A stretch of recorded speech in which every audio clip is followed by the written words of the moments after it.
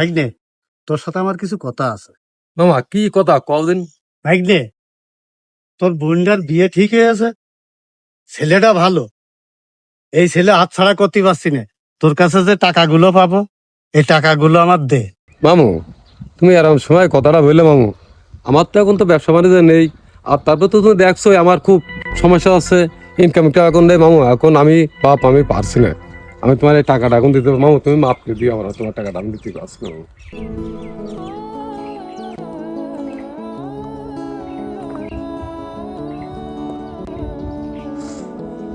ও মুসা ভাই, এদিকে আসেন, শুনে যান। কিছু বলবেন দাদা? মুসা ভাই, কিছু মনে না করলে একটা কথা বলবো। কি বলবেন বলুন। মুসা ভাই, আমি এখানে দাঁড়িয়ে আপনাদের সব কথা আমি শুনেছি। তা যদি কিছু মনে না করেন, ভাই হিসেবে হোক আর প্রতিবেশী হিসেবে হোক, আপনার মেয়ের বিয়ের টাকাটা আমিই দিবানে। আপনার যখন ইচ্ছা, যখন পারেন তখন আপনি ফেরত দিয়ে নেন।